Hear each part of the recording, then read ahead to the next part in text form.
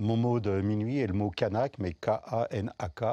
C'est un mot qui remplace le mot Kanak, C-A-N-A-Q-E, dans le dictionnaire. Et c'est les Kanaks qui l'ont imposé à l'Académie française, qui a été obligée de classer ce mot à la lettre K, parce que et la définition aujourd'hui dit que le mot avec un C est un mot raciste et péjoratif. Donc la lutte des peuples, ça permet aussi de changer l'ordre du dictionnaire. Non, je ne me souviens plus du nom du bal perdu. Ce dont je me souviens, c'est de ces amoureux qui ne regardaient rien autour d'eux. Il y avait tant d'insouciance dans leurs gestes émus. Alors quelle importance, le nom du bal perdu.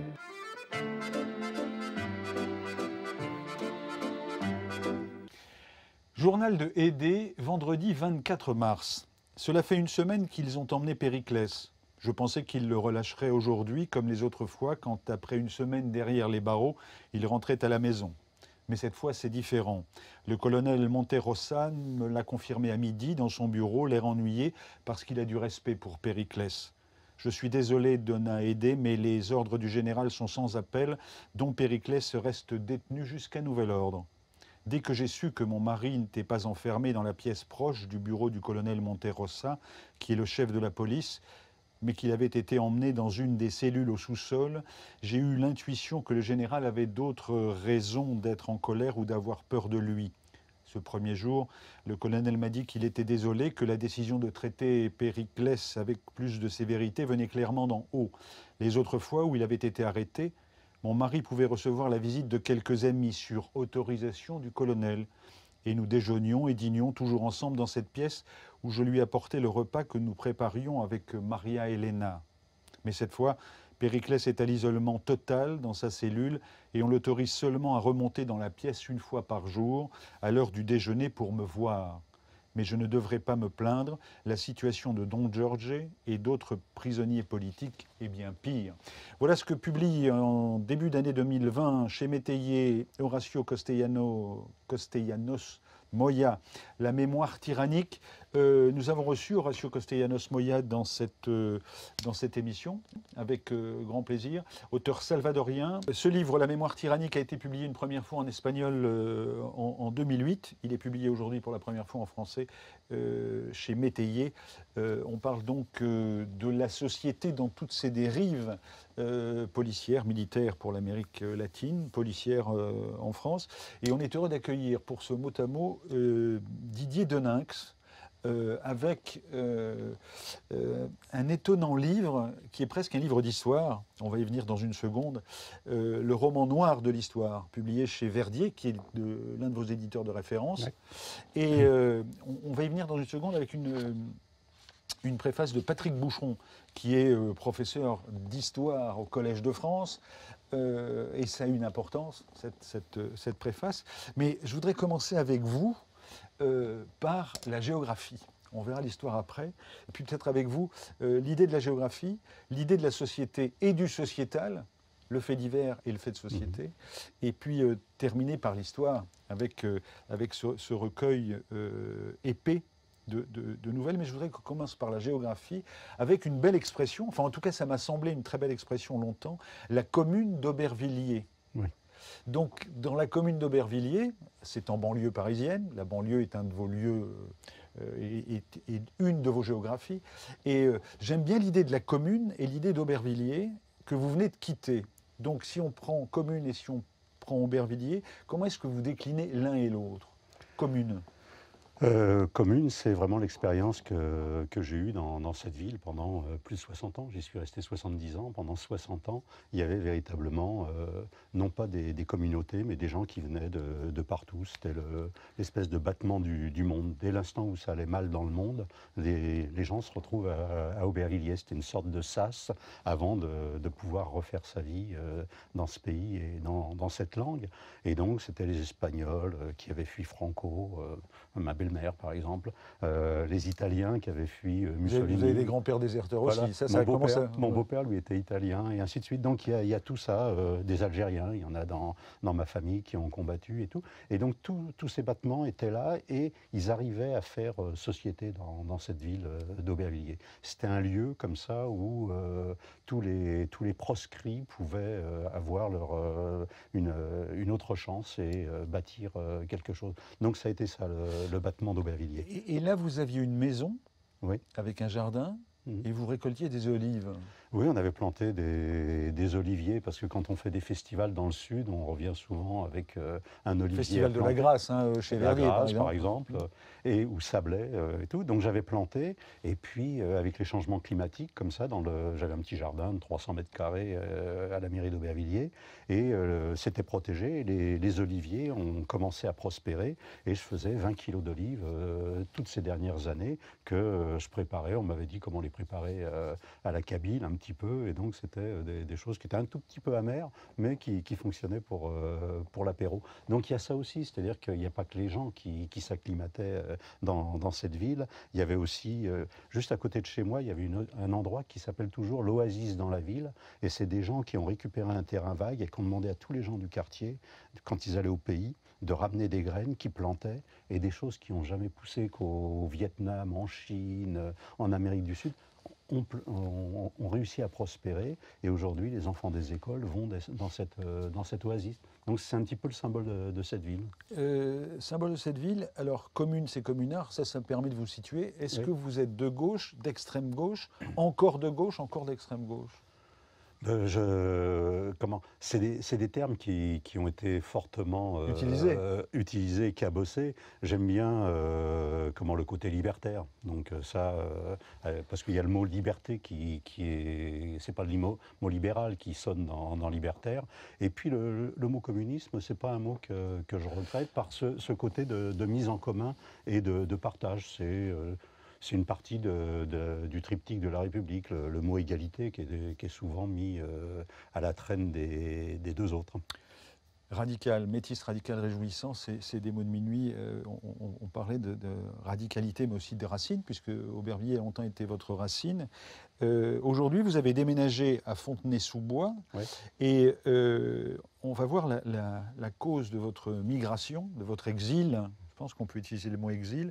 Après ce sujet que je voudrais vous montrer sur Aubervilliers et sur des populations en mal logement à Aubervilliers. Aubervilliers dont la géographie dit aussi que c'est une ville où on compte plus de 50% de chômeurs. Oui. Extrait. Un petit immeuble de 3 étages au cœur d'Aubervilliers. Un squat dans lequel 8 familles vivent depuis 5 ans dans des conditions d'extrême précarité. Originaires de Guinée, de Gambie ou du Mali, toutes ces familles sont en situation régulière.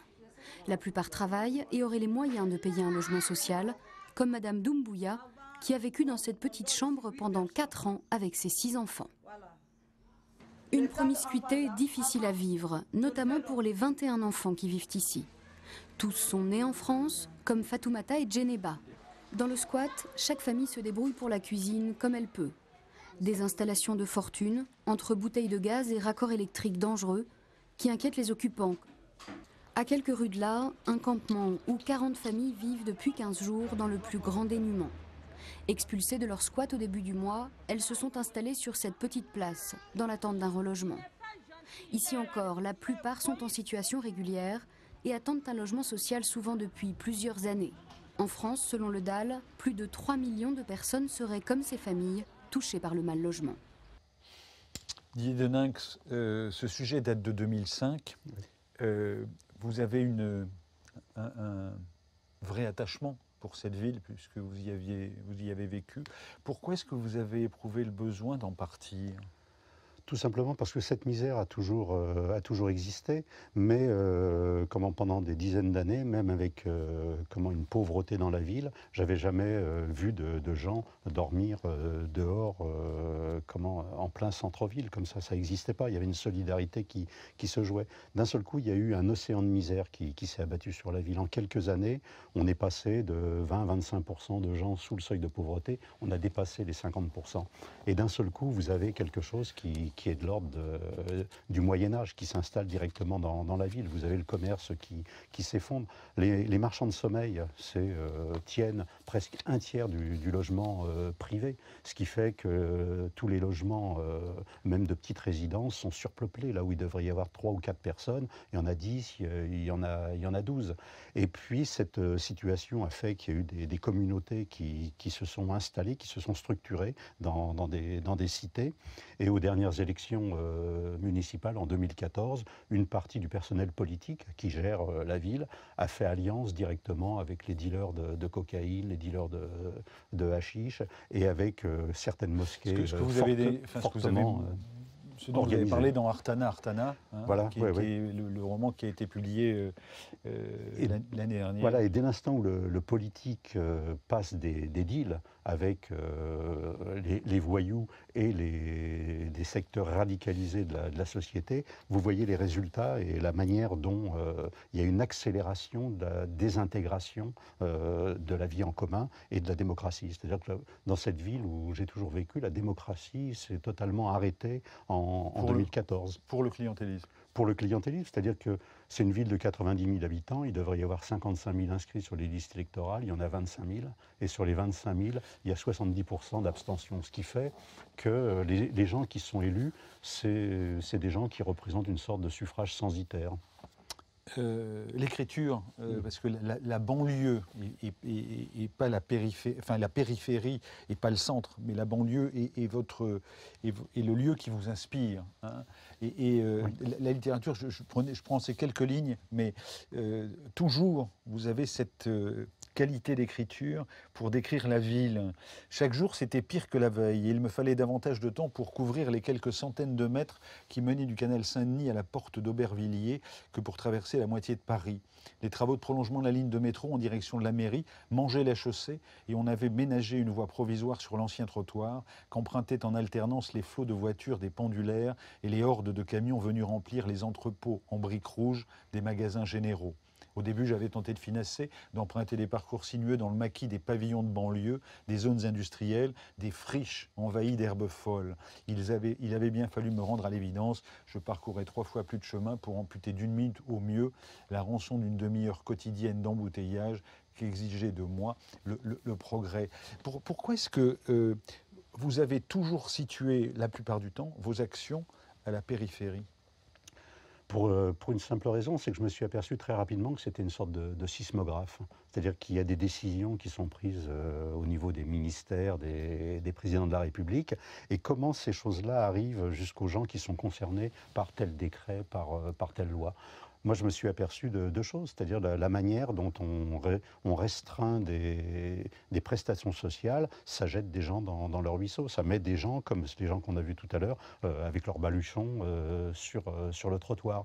Et puis, à certains moments, vous avez une petite bulle de prospérité. Par exemple, c'était caractérisé par l'arrivée de Jospin. Jospin, à un certain moment, il y a eu une petite bulle économique. Et là, on a vu des gens qui retrouvaient un petit peu de couleur et de dignité dans la rue. Donc ça, il y a peu d'endroits où on peut s'apercevoir véritablement de la manière dont les décisions étatiques agissent sur le quotidien. Et donc dans ces villes-là, dans des villes comme Saint-Denis, dans des villes comme Montreuil, on le voit et tout. Donc d'être dans ces endroits, on entend des choses et surtout on voit les gens se redresser ou se courber. Et c'est comme ça que je prends mes personnages et mes géographies pour écrire.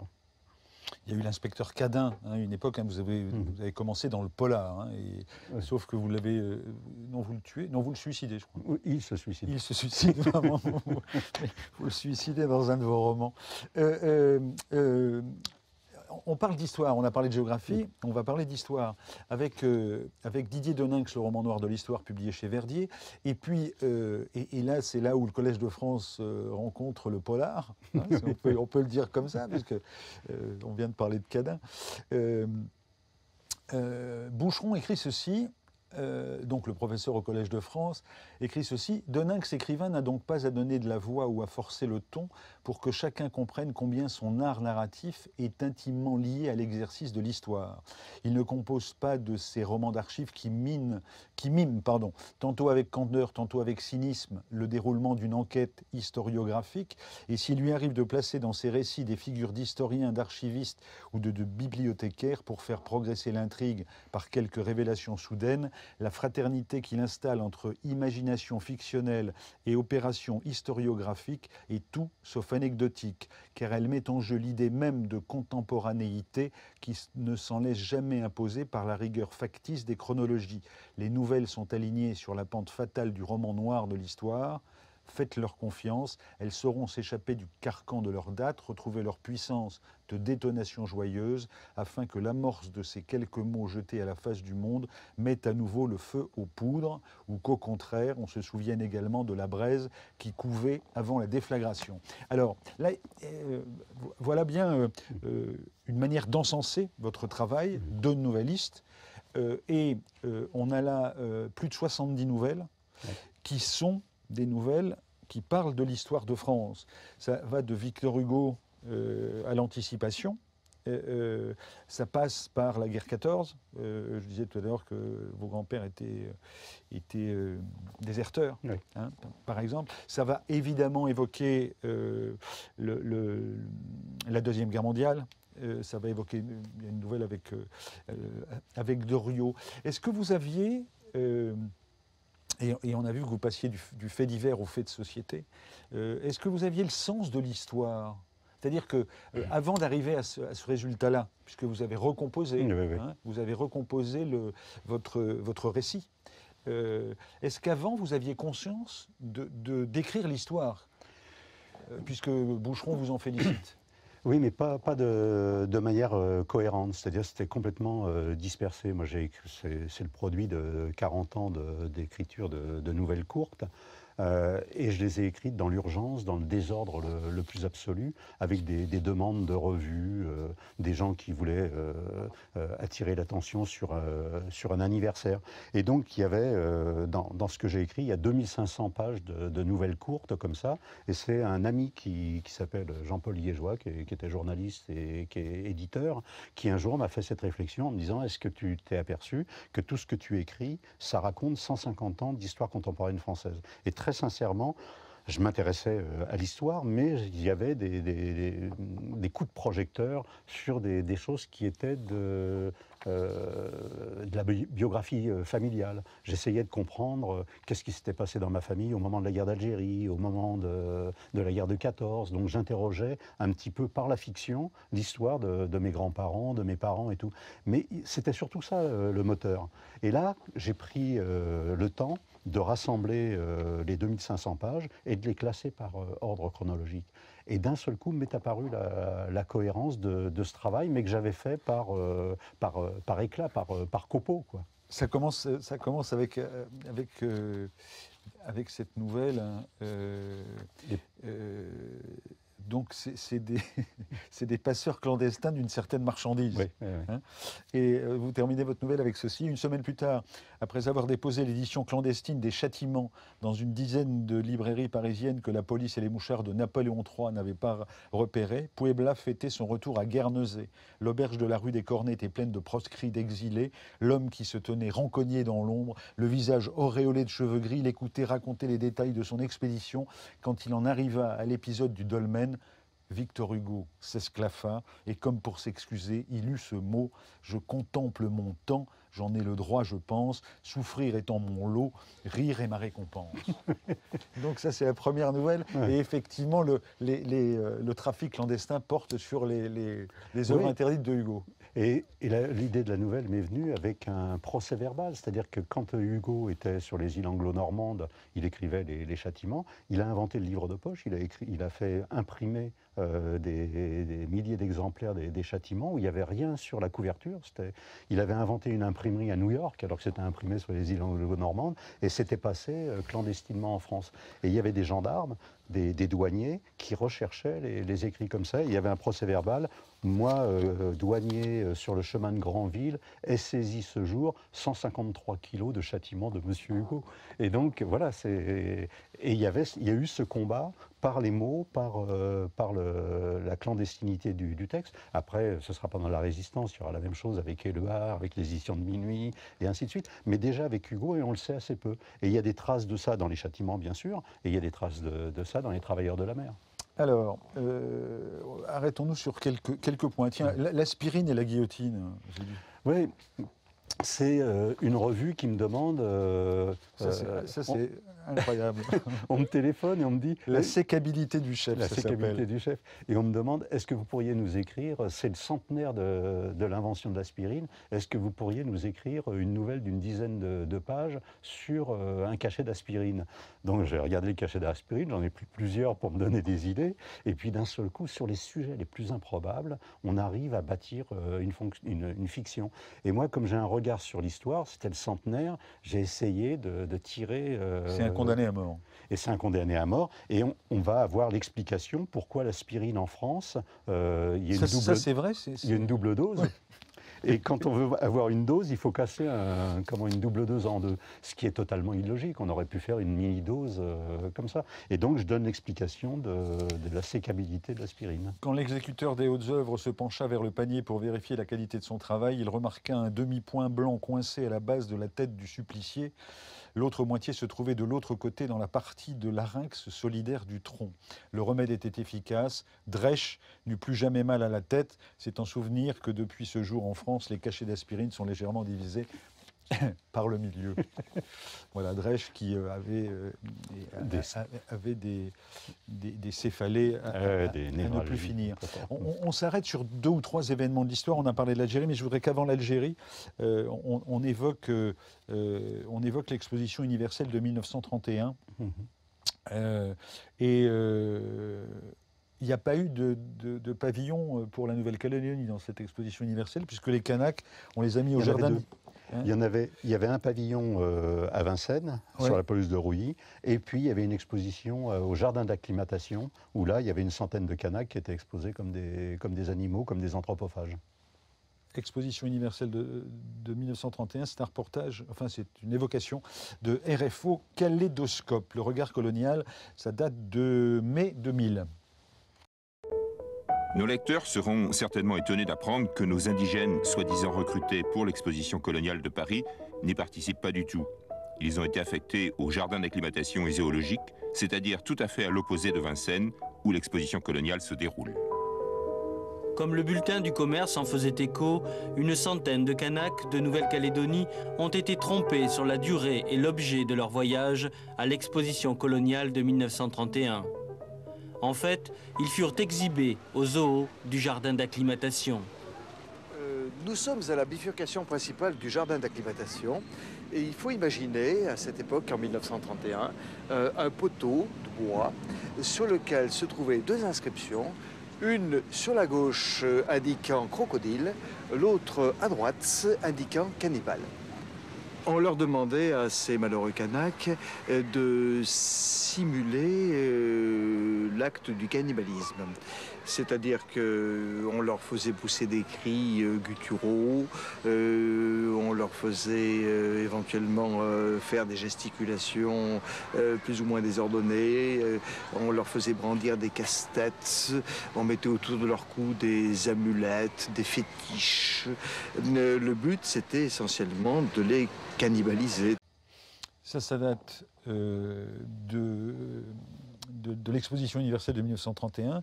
Vous avez traité le sujet dans Cannibale, c'était en 1998, et il y a un autre livre derrière qui s'appelle Le Retour d'Ataï, dans lequel aussi vous évoquez cette histoire, parce qu'il est notamment dit dans ce texte, l'armée française avait mené une guerre d'extermination contre les Kanaks, et la tête d'Ataï devait nécessairement se trouver dans les réserves de l'État, à un endroit qu'il restait seulement à déterminer.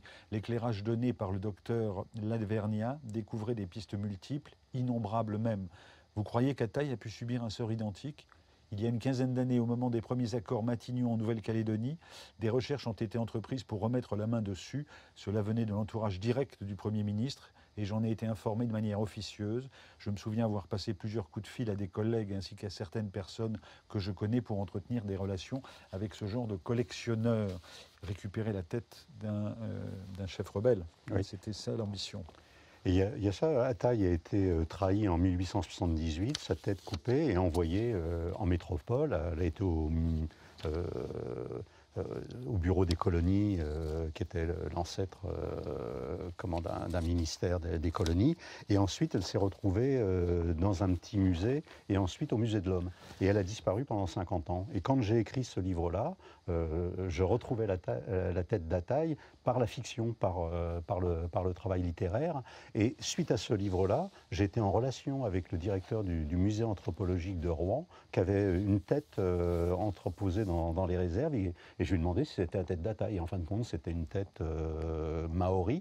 Et je me suis retrouvé embarqué pendant plusieurs années dans une association pour inventorier les restes humains comme ça. Et j'ai fini par retrouver la tête d'Ataï dans les réserves du musée de l'Homme. Et cette tête, ensuite, on a pu organiser avec la ministre des Outre-mer de l'époque, qui était Georges Paul-Angevin, une restitution de la tête à ses descendants. Et donc, il y a eu une réparation comme ça qui s'est faite par l'entremise d'un livre et l'écho qu'a suscité ce livre dans les mémoires. Donc, on parlait de la guerre 14, ça c'est la der des der. Cannibal et le retour d'Ataï, ça c'est la Nouvelle-Calédonie, la France coloniale. Ouais. Il y a bien sûr 61, octobre 61, la répression féroce des manifestants algériens avec quelques morts, quelques centaines. Ouais. Selon les sources, voilà, ouais. Quelques centaines selon les sources, 17 octobre 61, meurtre pour mémoire. Paradoxalement, vous écrivez sur l'histoire et vous mettez en lumière quelque chose qui est un préfet. Et à l'époque, c'est le préfet Papon, qui est tranquillement en train d'être préfet, alors que par ailleurs, il a quand même sévi sévèrement. Moi, je m'intéresse à la guerre d'Algérie. Je l'ai vécue quand j'étais gamin. Et surtout, j'ai eu une voisine qui a été tuée dans une autre manifestation qui était à Charonne. Donc, c'était une amie de ma mère. Et cette voisine, j'allais chez elle. Ses enfants étaient dans le collège que je fréquentais. Et c'est le premier enterrement auquel je participe. Il y a 500 000 à 1 million de personnes et tout. Donc, c'est quelque chose qui m'a fortement impressionné. Et donc, j'ai voulu interroger cette époque-là par le roman. Et je me suis aperçu en commençant à écrire ce livre, qu'il y avait une autre manifestation avant Charonne, où il n'y avait pas eu 10 morts, mais il y avait eu peut-être 150, 200 morts, et donc qui était une répression qui avait été ordonnée par un préfet, qui était le préfet Maurice Papon, qui après être préfet de Paris, il avait déjà commis toute une série d'exactions avant, dont la déportation d'une grande partie des Juifs de la région de Bordeaux. Et puis il a fini sa carrière comme ministre de la République jusqu'en 1980. Et donc le roman que j'ai écrit, c'était directement, en tant que citoyen, de me dresser et de poser l'action. Comment, dans une démocratie, quelqu'un qui est un complice de crimes contre l'humanité, puisqu'il a été jugé et condamné pour complicité de crimes contre l'humanité, comment il peut avoir cette carrière et comment il peut siéger au Conseil des ministres, et dans un Conseil des ministres où pendant 2 ans, il y a une obscénité absolue, c'est-à-dire la présence de Maurice Papon, et de l'autre côté de la table, quelqu'un d'aussi admirable que Simone Veil. Donc c'est cette violence-là de l'histoire française que j'interroge avec mes livres, quoi. Fatima pour mémoire en est une prolongation aussi. Hein. Oui. Donc vous dites, et là vous expliquez, ces noms, je les avais trouvés en consultant les archives des journaux, donc des noms des victimes. Hein, à la Bibliothèque nationale ou à Beaubourg, quelques semaines après l'apparition de ce texte dans le mensuel Actualité de l'émigration et d'un résumé dans le journal L'Humanité du 17 octobre 1986, je reçus une lettre signée de Louisa Bédard. L'une de ses collègues de bureau lui avait fait lire mon article et Louisa s'étonnait de découvrir le nom de sa sœur Fatima en conclusion de mon article. Elle me demandait ce qui m'avait conduit à le faire figurer dans la liste des victimes de la répression policière, alors qu'elle pensait que son aîné avait volontairement mis fin à ses jours. Oui, c'était une des victimes cachées par la fiction policière. Donc c'était soi-disant un suicide le 31 octobre, le jour où on a retrouvé le corps de Fatima Bédard dans le canal Saint-Denis, entre Aubervilliers et Saint-Denis. Et en fin de compte, elle avait disparu le 17 octobre. Et donc, une des retombées du livre Meurtre pour mémoire, c'est d'avoir rendu la mémoire de la plus jeune victime du 17 octobre 61, plus jeune victime de Papon. Elle avait 15 ans, elle était collégienne à Saint-Denis, elle habitait Stein et elle est morte dans le canal Saint-Denis. L'un de vos grands thèmes pendant toutes ces années, ça vous a valu des polémiques avec un certain nombre d'intellectuels, etc., c'est le négationnisme. Hein. Oui. Vous êtes un combattant du négationnisme. Où est-ce que vous en êtes aujourd'hui de ce combat-là ? C'est un combat qui m'a occupé pendant plus de 20 ans de manière intensive, parce que je le prenais d'une manière qui heurtait énormément, c'est-à-dire la manière dont le négationnisme était présent non pas à l'extrême droite, mais présent à l'extrême gauche. Et donc avec des gens comme La Vieille Taupe, avec toute une série d'intellectuels qui d'un seul coup ont mis les deux roues dans ce fossé purulent, et certaines fois 4 roues. Et donc, ça m'a attiré des retours extrêmement violents. Mais par exemple, il y avait des gens comme ça que je dénonçais il y a 25 ans, qui avaient pour nom Alain Soral, par exemple, des gens de ce genre-là. Et on a vu la manière dont ces gens ont confirmé totalement ce que j'avançais. Donc, il y a eu une part de clarté, mais la clarté s'est faite sur ces dérives très très importantes dans un moment où la gauche et la vigilance antifasciste étaient en train de s'effondrer. Et donc aujourd'hui, on assiste en France à des dérives d'hommes politiques. Ces jours-ci, il y a des paroles qui sont prononcées, qui sont totalement inadmissibles. Donc c'est vrai que Jean-Luc Mélenchon est un peu ciblé en ce moment aussi pour ses propos. Il y a des choses qu'on ne peut pas se permettre de dire. Il y a des raccourcis qui sont faits sur ces terrains de l'antisémitisme comme ça, dont l'histoire nous a interdit de nous approcher, quoi. Didier Denax, comment passe-t-on de l'histoire à la science-fiction? Alors, je vous lis, au passage, on a une autre approche de votre qualité littéraire dans le sens du portrait. Je lis ceci. Nous avons fait connaissance au cours des 6 semaines de stage intensif qui ont suivi. C'étaient tous des grandes gueules qui, sous leur allure bravache, cachaient des qualités professionnelles de première importance. Jim s'était fait virer du corps des marines spatiales pour alcoolisme. Franck avait recadré le portrait d'un commandant de bord lors d'une mission lunaire. Elvis s'était toujours défendu d'avoir violé un mousse au cours d'un voyage interplanétaire d'agrément affrété par une star d'Hollywood. Il était volontaire, disait-il, tandis que John, le taciturne, revendiquait en bougonnant le fait d'avoir planté un tournevis cruciforme dans le bide d'un voisin qui chevauchait sa femme, tandis qu'il s'esquintait la santé sur les moteurs à hydrogène en carafe. Mackie, ancien pilote de bombardier furtif, émergeait quant à lui d'une cure des désintoxications après avoir fumé toute la récolte d'un champ de pavots pour oublier qu'il avait appuyé sur le bouton éjectant le missile à tête nucléaire qui, au cours de la décennie précédente, avait rayé Islamabad de la carte. Donc là, on n'est plus dans l'histoire, on est dans la science-fiction. Et puis, cette nouvelle qui s'appelle Les Boueux ouvre sur la conquête spatiale, mais vous parlez aussi du numérique dans des nouvelles précédentes, ou en tout cas dans cette société connectée ou prothétique. Et puis cette dernière nouvelle vous permet aussi d'aborder la notion du complotisme. Hein. Ouais. Comment est-ce que se fait le point de bascule? Parce que là, il y a moins d'évidence. On ne peut pas partir du fait divers pour aller au fait de société ou à l'histoire. Non, c'est des interrogations. Par exemple, il y a 2 nouvelles. La première, c'est un monde qui est occupé par des objets qui prennent le pouvoir. Mais j'ai écrit ça il y a 25 ans. J'aurais dû déposer le brevet parce que toutes les choses qu'on met sur les tables de nuit maintenant, Siri, mets-moi de la musique et tout. Donc, j'ai eu la prescience de ce genre de phénomène et je le pousse à l'excès. Sauf que les objets deviennent pervers. Et donc, il y a une perversité qui émane des objets qui se vengent de leur propre créateur. Donc, c'était véritablement essayer de réfléchir vers là où on va. Et la dernière nouvelle, il y avait l'arrivée un petit peu des thèmes du complotisme, mais il y avait aussi cette idée-là, de la manière dont dont l'espèce humaine a réussi à totalement saloper la planète et a commencé à exporter son savoir-faire comme ça de désintégration au-delà de sa sphère d'influence.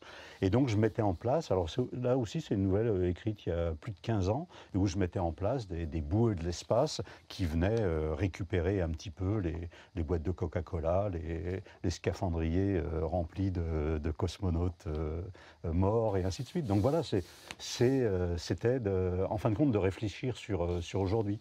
Moi, j'ai été lecteur de science-fiction dans les années 70-80, quand il y avait une science-fiction française qui interrogeait véritablement le réel et qui a été poursuivie après avec des auteurs comme Heyerdahl ou Wagner, quoi. Ça c'est des gens qui parlent d'aujourd'hui. Ils font le même boulot que moi dans 30 ans, 40 ans, 50 ans de distance littéraire. J'ai encore deux questions. D'abord, simplement les titres des chapitres, et on va voir comment vous avez travaillé sur cette dimension historique.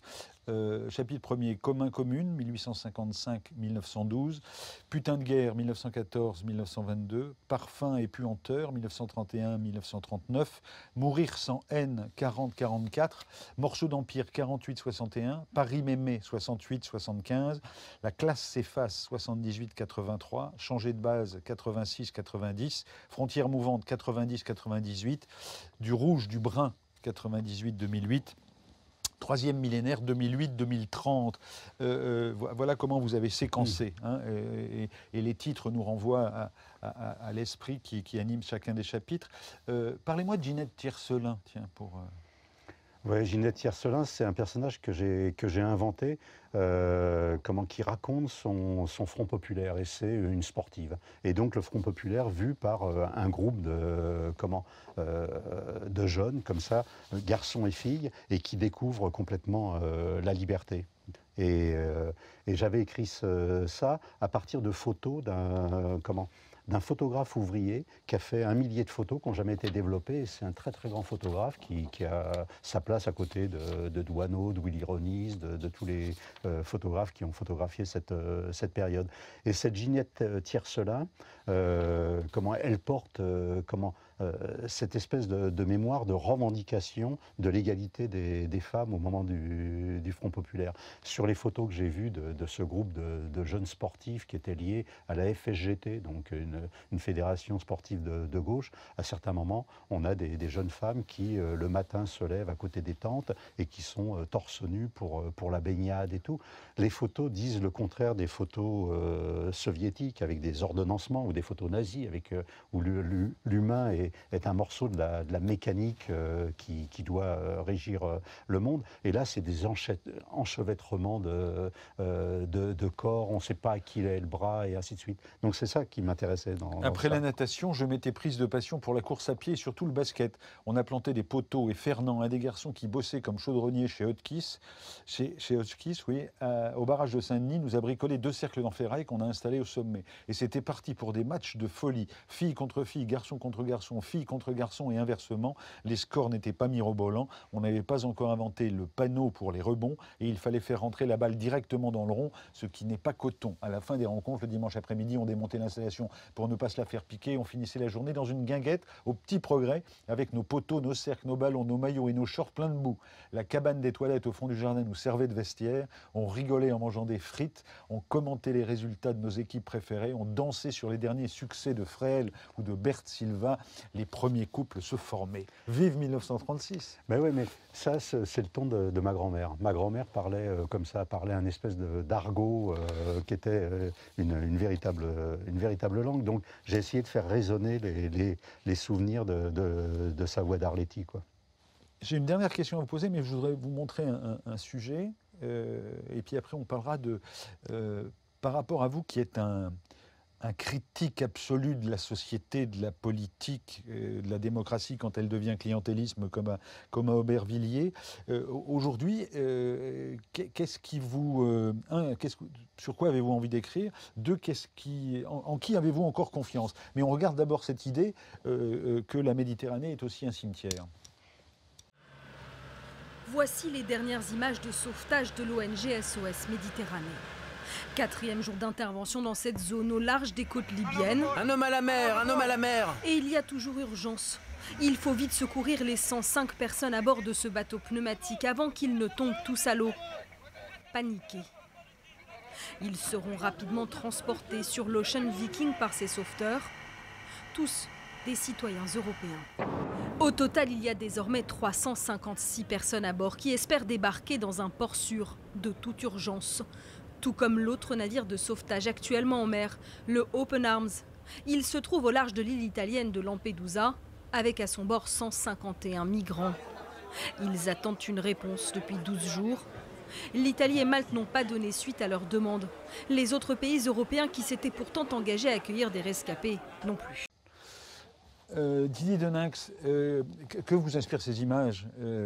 D'abord, je le disais en commençant, la Méditerranée est un cimetière et pas seulement un endroit où on peut se baigner.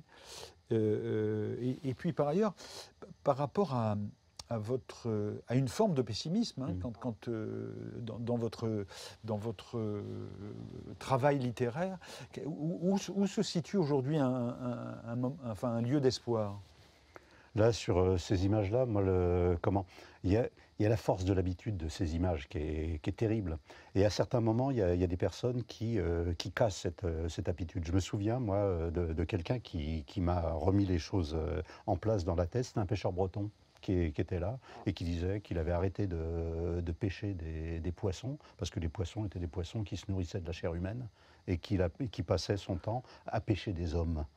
Et donc, rien qu'avec ces mots-là, d'un seul coup, vous avez la réalité qui reprend toute sa force. Donc, il y a toujours besoin, dans le flot d'images tragiques, comme ça, de milliers de personnes, que des paroles arrivent à déchirer l'habitude du réel. Donc ça, c'est vraiment important. Et c'est le boulot des artistes, c'est le boulot des écrivains, des cinéastes. C'est Tony Gatliff qui va faire un film là-bas. Donc ça, c'est... La guerre par les mots, par l'art, la guerre par l'art. La guerre par là, elle est absolument nécessaire parce que d'un seul coup, elle recadre comme ça et c'est de manière incessante. Il faut le faire de manière incessante. Moi, je l'ai fait à mon niveau. Je suis allé pendant une dizaine de jours à Calais, comme ça, à la rencontre de bédouins du désert pour essayer de comprendre.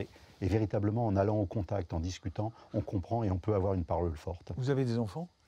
J'ai une fille qui a une quarantaine d'années et pour moi, c'est d'une importance capitale ce qu'elle fait. Elle travaille avec les images. Elle essaye de promouvoir en banlieue. Il y a vraiment en banlieue une force de travail sur les images. Il y a des milliers de jeunes qui font des courts-métrages, des trucs de 2 minutes, 3 minutes, avec des téléphones portables. Et vous pénétrez dans des endroits de la société avec ça, chez les Sikhs, chez les Pakistanais, chez les Iraniens, Français, et ainsi de suite, par cette force. Il y a un besoin de passer par l'imaginaire pour dire ce qu'on... Et vous avez dit que c'était des jeunes qui faisaient ça.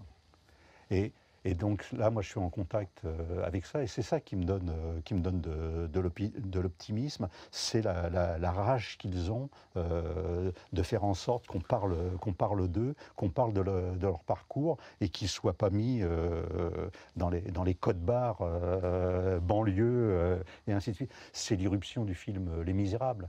Et le fait d'appeler ce film Les Misérables, en référence à celui dont on parlait tout à l'heure, qui est Victor Hugo. C'est-à-dire on s'appuie sur ça, sur la force tellurique de la culture, pour dire ce qu'il en est et ce qu'on fait de nous. Donc voilà, moi je suis en contact avec ça, mais l'horizon est plein de nuages, donc c'est là-dedans que ça se passe, quoi. Est-ce que vous avez un objet avec vous? Oui, comment j'ai pris... Alors là, c'est quelque chose, c'est le premier voyage au Japon. Il y a une de mes traductrices qui s'appelle Shikako, qui m'a emmené dans une boutique. Et dans cette boutique, il y a des poèmes. Et donc, ces poèmes, voilà, le poème, il est en japonais. Et ça fait un petit ex-libris. Et en fin de compte, ça, ces trois signes, ça dit mon nom. Da-nan-su. Et c'est un poème japonais. Et en fin de compte, la signification de mon nom, la prononciation en japonais, ça veut dire « là où pousse le camphrier ». Et donc j'ai ça, et c'est un cadeau absolument extraordinaire, quoi. Là où pousse.